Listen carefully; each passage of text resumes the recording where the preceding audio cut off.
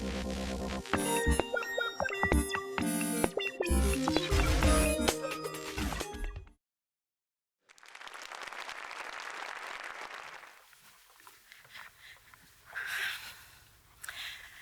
ma première année universitaire, j'apprends une nouvelle qui va changer en partie notre histoire.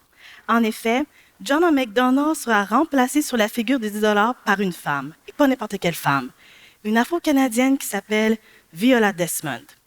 Et je dois vous avouer que j'étais très excitée, mais je n'avais aucune idée de qui était cette femme. Et j'ai donc voulu faire mes recherches. Et en apprendre ce personnage, elle permet de favoriser l'évolution entre les citoyens et les citoyennes.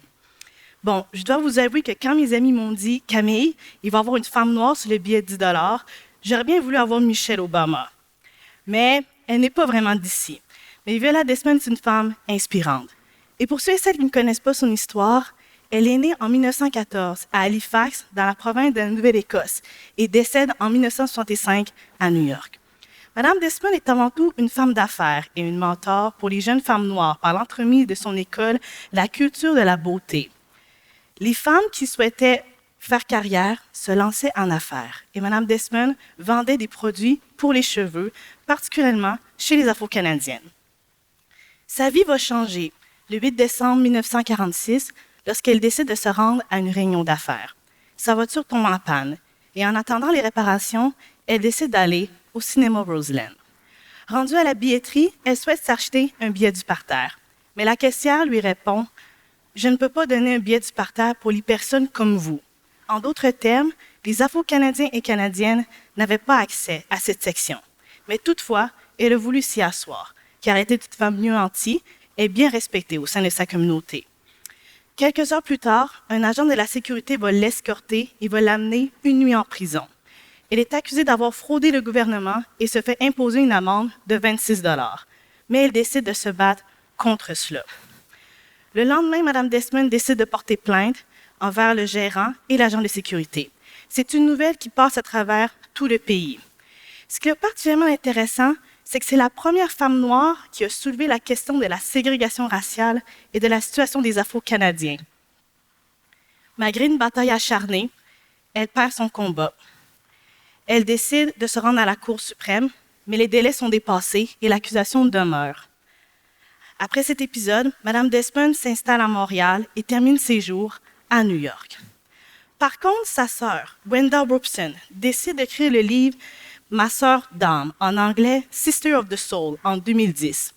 Dans la même année, le lieutenant-gouverneur général de la Nouvelle-Écosse va présenter des excuses auprès de Mme Desmond pour cette erreur judiciaire. Elle est connue dans toute la province et elle sera connue dans tout le pays grâce à ce billet de 10 $. C'est une histoire particulièrement remarquable et qui mérite d'être connue dès notre jeunesse.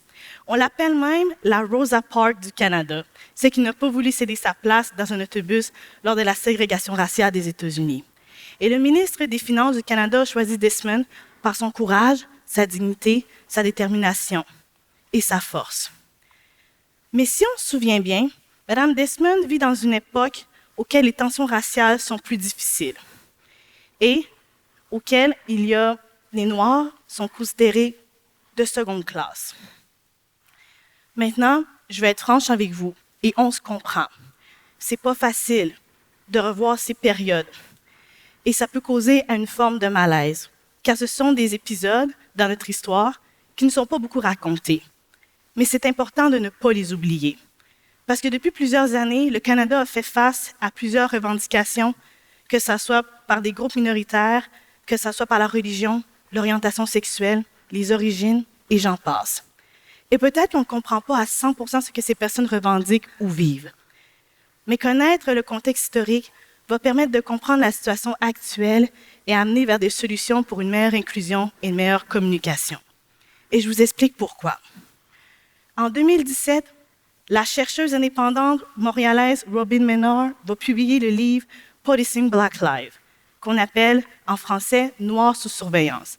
Elle explique l'histoire des Noirs de l'esclavage jusqu'à aujourd'hui. Elle tente avant tout d'exposer les inégalités dans les institutions canadiennes et, en d'autres termes, sortir les squelettes de notre placard. On a beaucoup entendu parler des injustices, c'est nos voisins, les Américains. Mais ici, cette réalité, elle passe un peu sous radar. Et c'est pour ça que ce livre est important.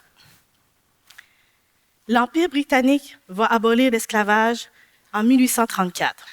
Mais par la suite, il y avait plusieurs pratiques qui tentaient de séparer les communautés blanches et les communautés noires, que les historiens vont appeler la loi Jim Crow du Canada, du nom des lois ségrégationnistes aux États-Unis. Cependant, les personnes noires ont souvent eu l'étiquette comme étant des personnes criminelles et dangereuses. Même 30 ans plus tard, le premier ministre John A. Macdonald va conseiller aux communautés blanches de s'éloigner de, comme il dit, ses prédateurs.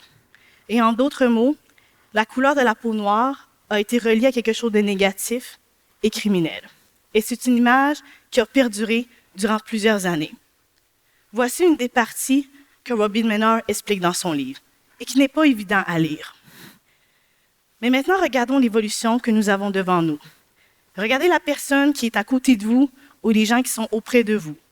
On tente d'avoir une meilleure évolution, une meilleure communication.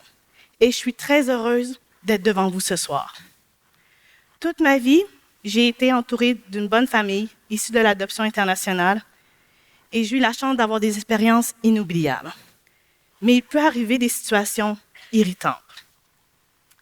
Je me souviendrai toujours la fois où je suis allée au dépanneur avec mes amis pour aller acheter des friandises.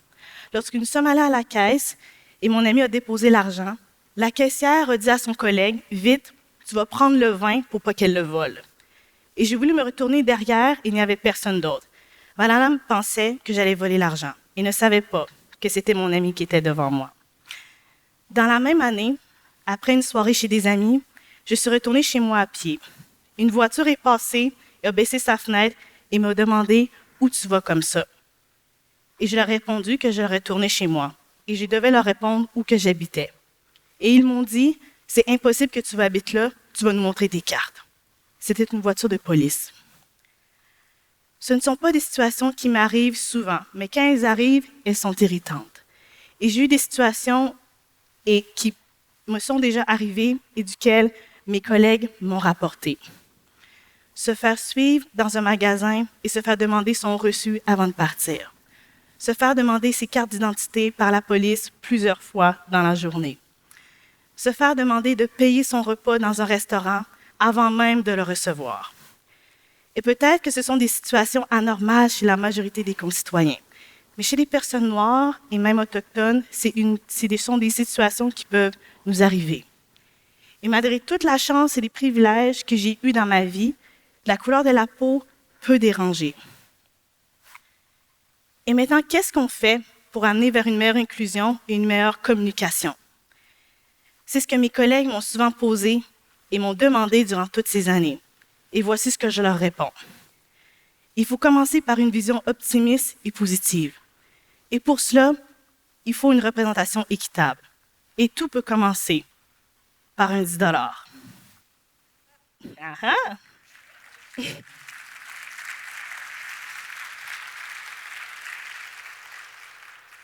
Qu'est-ce que Viola Desmond peut nous amener à travers notre société? Elle nous permet de sortir des squelettes de notre placard. Elle permet de rejoindre les citoyens de tous les horizons. Aujourd'hui, on a entrouvert une page qui n'était pas facile, mais qui était importante. Parce que Viola Desmond, c'est votre histoire, c'est notre histoire. Il faut continuer la lecture de celle-ci. Parce que comme dit la politicienne Nellie McCloud, il faut connaître le passé pour comprendre le présent et faire face à l'avenir. Parce qu'on souhaite avant tout que nos prochaines générations puissent se sentir et respecter comme des Canadiens, Canadiennes et Québécois et Québécoises. Viola Desmond est un début. Le reste nous appartient. Merci.